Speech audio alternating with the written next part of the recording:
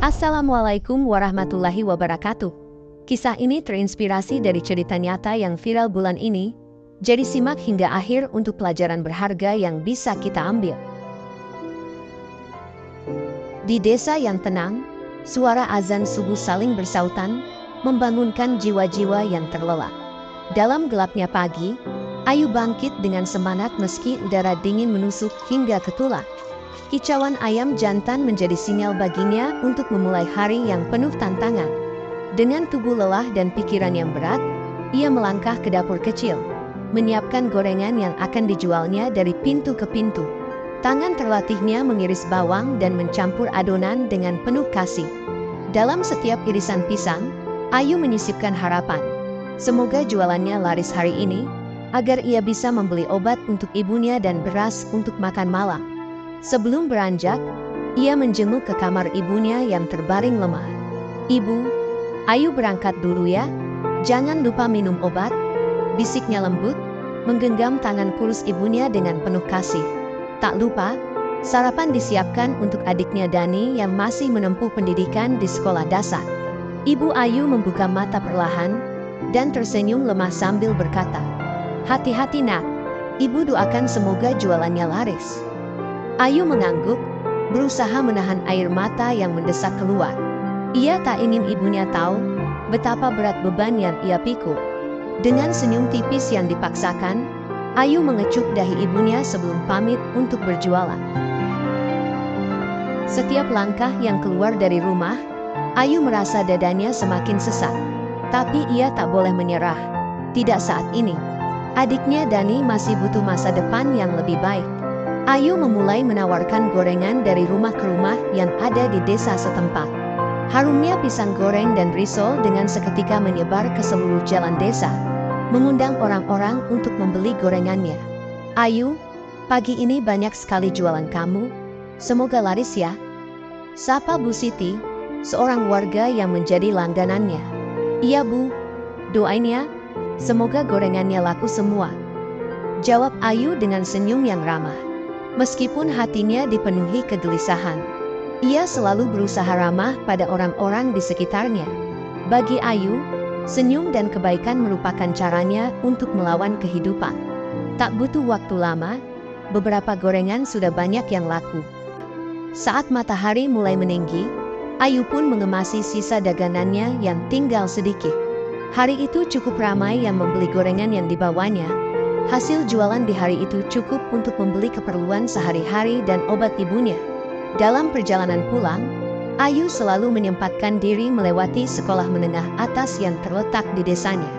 Di sana, ia sering melihat anak-anak seusianya mengenakan seragam sekolah, tersenyum riang saat berbincang dengan teman-teman mereka. Hatinya pedih tiap kali melihat pemandangan itu. Dulu, Ayu merupakan siswa yang berprestasi. Ia bermimpi bisa melanjutkan pendidikan sampai ke perguruan tinggi, menjadi seorang guru yang dapat membanggakan orang tuanya. Namun, mimpi itu harus ia kubur dalam-dalam saat ayahnya tiada, dan ibunya jatuh sakit. Kini, setiap kali melewati sekolah yang bisa ia lakukan hanya menatap dari jauh membayangkan saat ia masih duduk di bangku sekolah. "Aku harus kuat," bisik Ayu pada dirinya sendiri, mencoba menepis segala rasa sedih dan putus asa yang tiba-tiba menghinggapinya. "Demi ibu, demi Dani, aku harus kuat." Hujan turun deras malam itu, disambut petir dan angin kencang yang bergemuruh, seakan membawa pertanda sesuatu yang buruk akan terjadi. Rasa gelisah yang sedang dialami Ayu semakin memuncak. "Ibu, Ayu minta maaf. Ayu belum bisa bikin ibu sembuh," bisiknya lirih, seakan ia takut membangunkan ibunya. Ia mencoba menggenggam tangan ibunya yang kurus, merasakan betapa dingin dan lemahnya tangan itu. Tangis yang ditahannya dari tadi mulai pecah, air mata Ayu mengalir deras membasahi pipi. Tangannya gemetar saat mengusap keringat di dahi ibunya. Ayu gak akan menyerah, Bu. Ayu akan terus berusaha demi ibu dan demi Dani. Setiap hari Ayu menghadapi kenyataan yang semakin sulit. Setiap pagi ia harus berpikir bagaimana caranya mendapatkan uang yang cukup untuk membeli obat ibunya dan membayar uang sekolah Dani, serta membeli kebutuhan hidup sehari-hari. Sejak ayahnya meninggal dunia, Beban hidup semuanya dipikul oleh Ayu seorang diri. Dengan usianya yang masih sangat muda, Ayu terpaksa harus berjuang dengan segala keterbatasan. Walaupun ada saudara dekat dari pihak kedua orang tuanya yang tinggal berdekatan, namun Ayu tidak bisa berharap terlalu banyak. Sambil memperhatikan Dani yang sedang mengerjakan PR, Ayu mendekat dan duduk di dekat Dani. Dan, jika kakak gak ada, tolong jaga ibu baik-baik ya. Bisik Ayu sambil mengelus kepala adiknya Dani. Mendengar nasihat dari kakaknya, Dani tersontak kaget. Kakak mau pergi kemana? Jawab Dani di hadapan kakaknya. Belum sempat menjawab pertanyaan Dani, mereka dikejutkan dengan suara batuk dari sang ibu. Mereka pun bergegas menghampiri ibunya. Ini airnya diminum bu, biar batuknya tidak kumat, ungkap Ayu sambil menawari segelas air putih. Ibu cepat sembuh ya, terdengar suara Dani memelas di hadapan sang ibu. Dani tak ingin ibu sakit terus. Dani mau dimasakin bubur setiap pagi sama ibu. Ibunya hanya bisa tersenyum menatap ke arah Dani. Ayu yang mendengar celotehan adiknya, sambil merangkul Dani dan menghiburnya dengan beberapa kalimat penyemangat dan doa agar ibu mereka segera sembuh. Keesokan harinya, Ayu menjalankan rutinitasnya seperti biasa. Suatu hari, secara tidak sengaja ia pernah menawarkan gorengannya kepada kelompok pemuda yang sedang nongkrong di sebuah gubuk tua di dekat areal persawahan. Dari kejauhan, terlihat sejumlah pemuda yang sedang duduk santai sambil bermain kartu. Ayu yang baru berusia 18 tahun, berwajah cantik, sesuai dengan namanya. Kecantikan dan keramahan Ayu begitu mencuri perhatian salah satu pemuda tersebut. Setelah bertanya-tanya dan membeli gorengan dari Ayu, salah satu pemuda itu meminta Ayu untuk menemani mereka bermain kartu. Hal itu jelas ditolak oleh Ayu. Karena hanya Ayu seorang wanita di antara mereka, ia menyadari jika permintaan tersebut dituruti, pasti akan memunculkan pandangan negatif warga desa terhadap dirinya. Akhirnya, Ayu dengan penuh sopan santun dan tata krama menolak ajakan dari pemuda itu. Ternyata, salah satu dari mereka merasa tersinggung atas penolakan Ayu. Hingga akhirnya, membuat pemuda tersebut memukul meja dan mencoba mengancam Ayu. Ayu yang melihat hal itu dalam seketika wajahnya pucat pasi dan gemetar ketakutan. Salah satu pemuda di antara mereka merasa kasihan melihat Ayu yang sangat ketakutan. Ia langsung berdiri dan menenangkan kawannya yang sudah tersulut emosi, sambil memberi isyarat kepada Ayu. Pemuda itu menyuruhnya segera pergi dari tempat ini. Ayu pun langsung mengemas gorengannya dan pergi meninggalkan sekelompok pemuda tersebut. Hari mulai gelap, awan mendung yang hitam pekat mulai menutupi sinar matahari. Walaupun masih siang, namun terlihat gelap akibat suasana yang sedang mendung. Ayu segera mempercepat ayunan langkahnya. Ia khawatir kalau di tengah jalan kehujanan seluruh dagangannya basah terkena air. Sepanjang jalan tidak ada rumah warga atau tempat berteduh, yang ada hanya areal persawahan, hutan lebat dan perbukitan yang terbentang luas. Di pertengahan jalan, Ayu dikejutkan dengan kemunculan salah seorang pemuda yang pernah membentaknya di gubuk tua tadi. Ayu mencoba berbalik arah untuk menghindari pria itu, namun pemuda tersebut tidak sendiri. Dari arah depan, saat Ayu sedang berusaha menghindar, sekelompok pemuda lain yang berjumlah sekitar 6 orang keluar dari semak-semak dan dari balik pohon untuk menyergap Ayu. Begitu mendekat, salah satu pria tersebut langsung meraih tangan Ayu, hingga membuat seluruh gorengan yang sedang dipikulnya jatuh berhamburan ke atas tanah. Ayu sangat ketakutan, tangannya terasa dingin, tubuhnya gemetaran, dari kepalanya sudah mulai muncul firasat yang tidak baik. Jangan bang, tolong jangan sakitin saya bang. Ayu harus pulang, ibu Ayu sakit di rumah, ungkap Ayu dengan suara gemetar di hadapan sejumlah pria tersebut. Sayangnya, permohonan Ayu sama sekali tidak mengetuk hati nurani mereka para pemuda. Hari ini pasti laku banyak. Salah satu pemuda memulai pembicaraan. Tapi, hasil jualan ini buat beli obat ibu dan untuk biaya sekolah adik saya bang, ungkap Ayu berusaha jujur kepada mereka. Namun, lagi-lagi alasan dari Ayu belum cukup membuat mereka tersentuh dan iba dengan kondisi Ayu. Tiba-tiba dari arah belakang, Ayu digendong oleh salah satu pemuda. Dengan tampang sangar, tubuhnya yang bertato membuat Ayu semakin ketakutan. Pemuda itu langsung membawa Ayu dan memasuki sebuah hutan. Ayu hanya seorang diri, dengan tubuhnya yang lemah tidak sanggup melawan cengkraman yang begitu kuat dari seorang pemuda bertubuh kekar yang terus memaksa menyeret tubuhnya ke hutan. Beberapa pria lain terus mengikutinya dari arah belakang. "Saya mau dibawa kemana, Bang? Tolong jangan apa-apain saya, Bang. Ambil semua uang ini, tolong lepaskan saya." Ayu berusaha untuk menawarkan pilihan kepada kelompok preman itu. Namun, sayangnya mereka sama sekali tidak tertarik mendengar tawaran dari Ayu. Tanpa menghiraukan permintaan Ayu, mereka terus memaksanya masuk ke dalam hutan. Ayu dipaksa berlutut di hadapan salah satu pria yang pernah menolak ajakannya saat di gubuk tadi. Sejumlah pria itu mengelilinginya dari arah belakang dan juga dari arah kiri kanan. Ayu merasa dirinya semakin terancam. Ia terus memohon maaf dan meminta belas kasihan kepada pemuda itu agar segera membiarkan dirinya pergi. Namun, lagi-lagi kelompok pria yang sedang dirasuki iblis itu sama sekali tidak peduli. Malahan mereka semakin mempermainkan Ayu dan menertawakan kondisi Ayu yang sedang ketakutan dan menangis di hadapan mereka. Kondisi Ayu menjadi semakin tidak berdaya saat kedua pria memegangnya. Pria yang berdiri tepat di depannya mulai melakukan tindakan tidak senonoh. Ia mulai menjamah bagian tubuh Ayu. Pemuda tersebut yang penuh tato memaksa melucuti satu persatu pakaiannya. Ayu yang cantik dengan kulitnya yang putih membuat seluruh mata preman itu menatapnya secara mendalam. Dengan kondisi Ayu seperti itu, membuat para preman tersebut gelap mata hingga menggilir Ayu secara bergantian.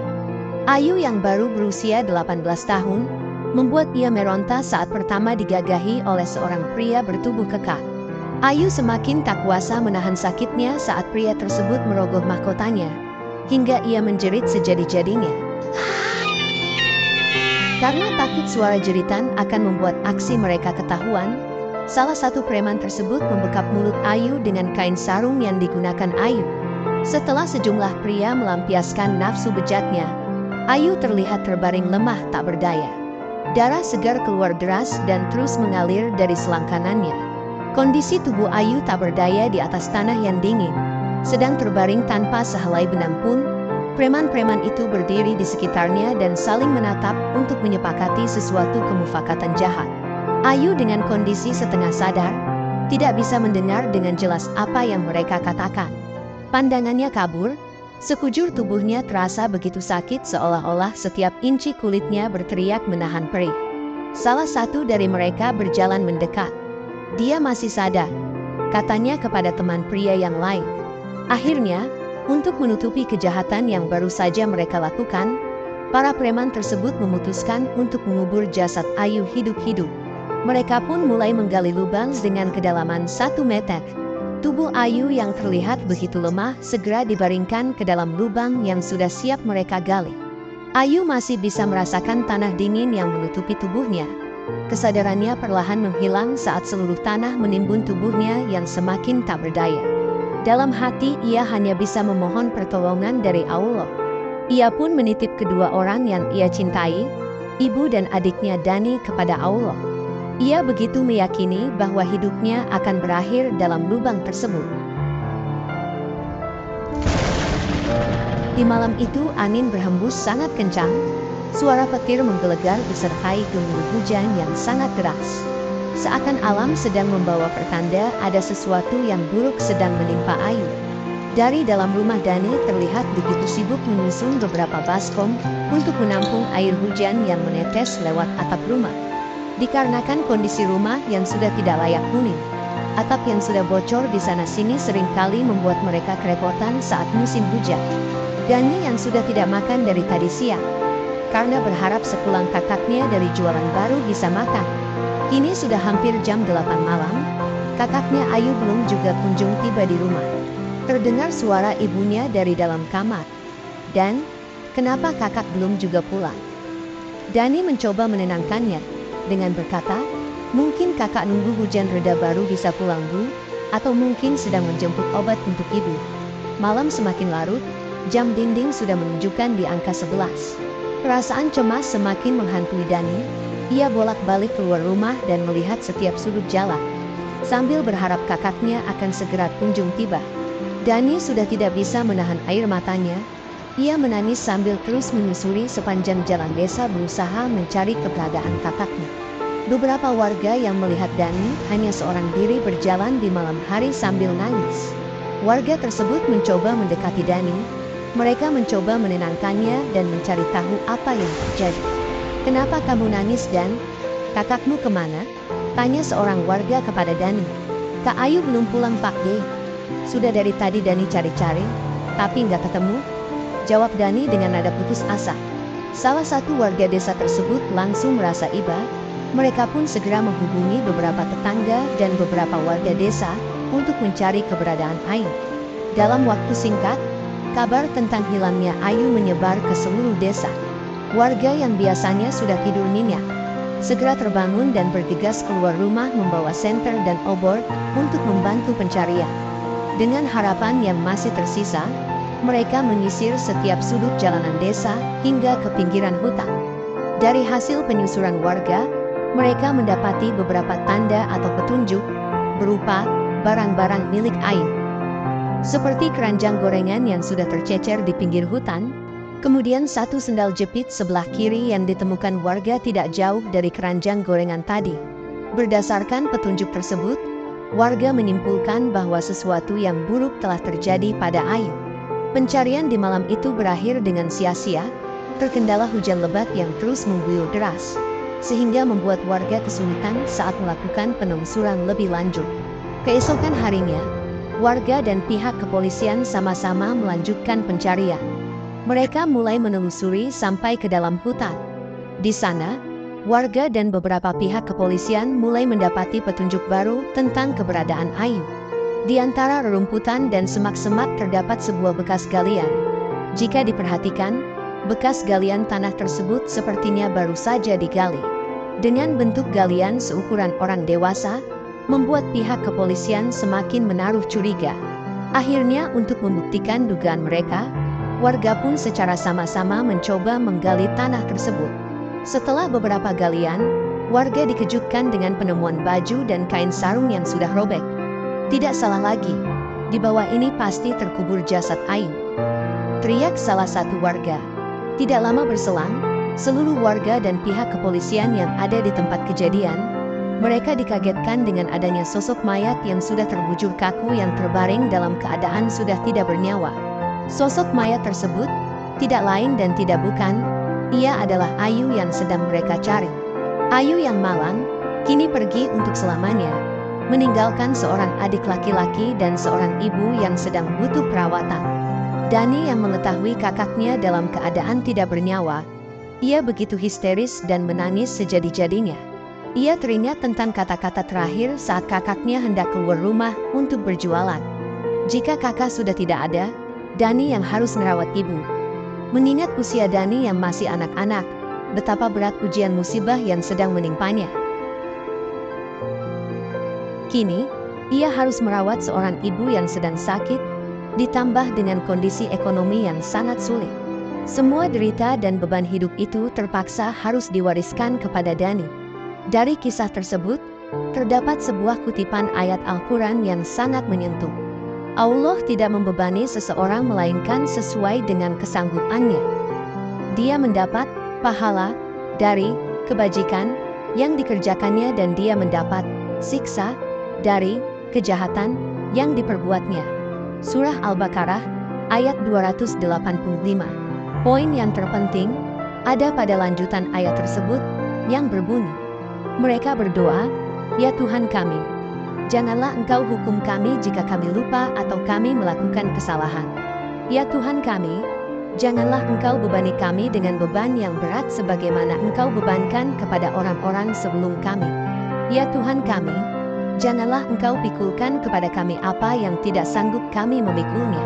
Maafkanlah kami, ampunilah kami, dan rahmatilah kami.